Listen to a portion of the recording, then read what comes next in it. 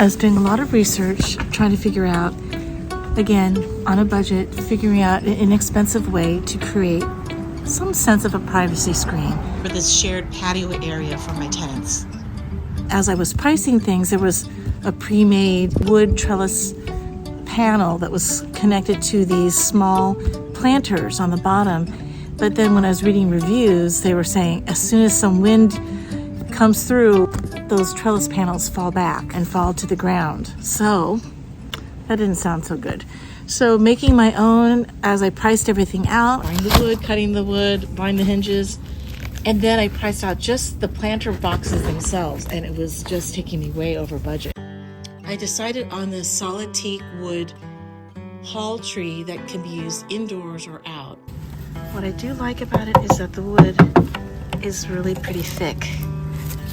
I want to give you a sense of what I plan to do to augment this piece so that it looks a little bit more custom made with very simple touches. Okay, so here is the box, and then the trellis attaches to the back. And I have to tell you guys that this is so well made. It is wonderful and very thick, very heavy. So inside are all the panels. I don't need it to be used as a storage trunk. I want it to be used as a planter box. So I'm going to remove this lid by removing the hinges.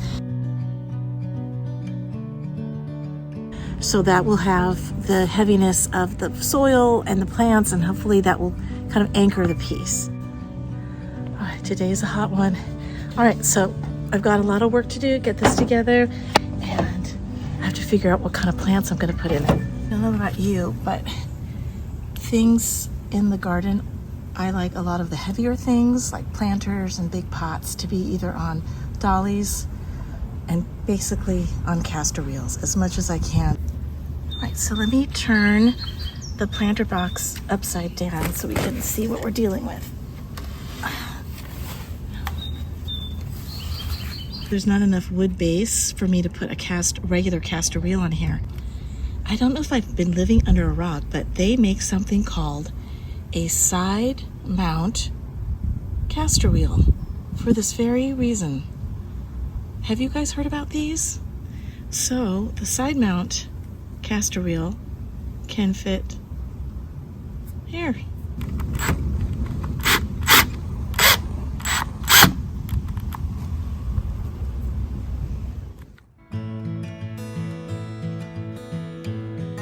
Alright, I didn't take much video of the installation of this privacy screen, but it's pretty straightforward. You just attach each panel to the back here. So it has two shelves. I'm gonna put them in, but I'm not sure if I'm gonna use both.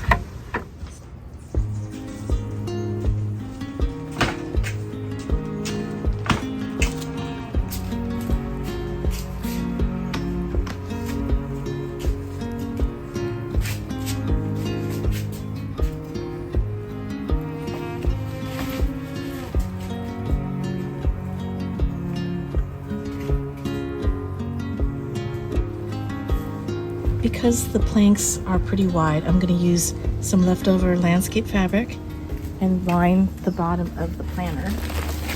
Essentially, I'll line the bottom and a little bit of the side.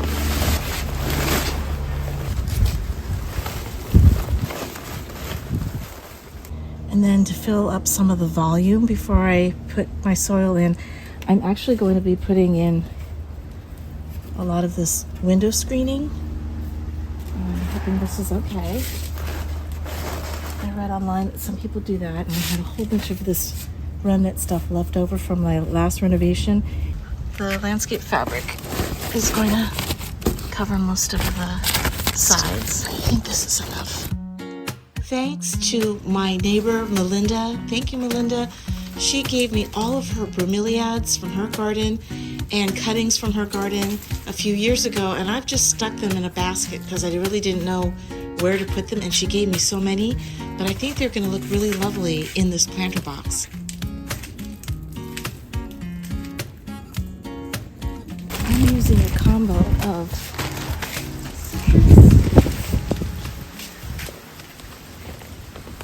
perlite, mix that together. And then I'm going to mix in a little bit of orchid mix for the bromeliads. Just needs a lot of drainage. So the way I've killed bromeliads in the past is that it held onto the water too much. So I don't want to do that in this plant. Okay, so the first thing I'm going to do is probably use the entire bag of this.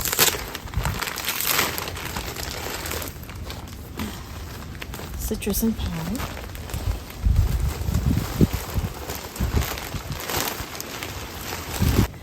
Perlite kind of feels like organic styrofoam.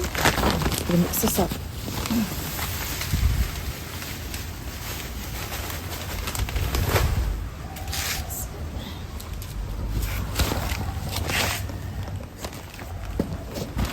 I'm going to mix in a bag or two of the orchid mix. Don't make this mistake that I've made in the past. Don't plant your bromeliads too deeply into the soil. You should not plant it deeper than the base of the leaves.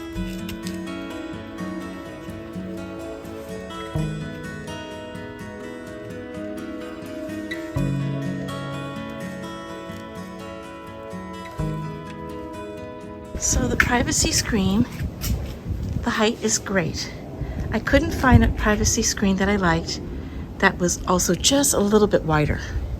It's really just the width to give it a little bit more coverage that way. I ordered 2 dark gray planters because gray is kind of the color that I've been using. So dark gray planters on either side will be flanking this privacy screen. So what I'm going to use to fill each of those little side planters are something from my own garden. And I have just cut so that they can callus over some beautiful agave foxtail. Foxtail agave that I had in different parts of the garden. So I'm just going to let it kind of callus over in the shade. Here's the second one. They're not exactly the same size. This one's a little bit larger, but look how beautiful, right?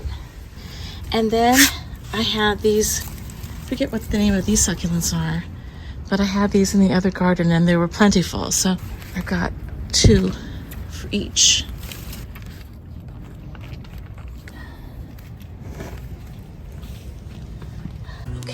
Also, this is kind of a dark area at night, so to add a little bit more light, I am adding these little solar lights, which I thought were kind of cute.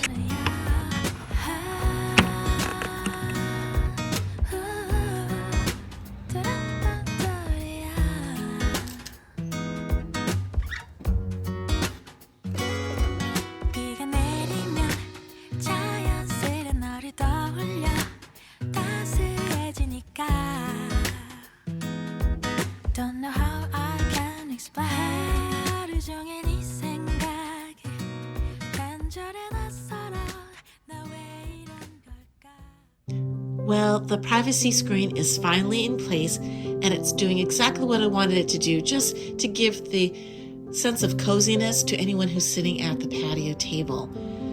I was planning on hanging a succulent picture frame that I made for the top of this privacy screen, but it takes about 3 to 4 weeks for the succulents to root in and for it to stabilize. I'll update that project when it's ready. Thank you so much for joining me here at Nutshell Living. Join me next time for more small space tips and tricks. Bye.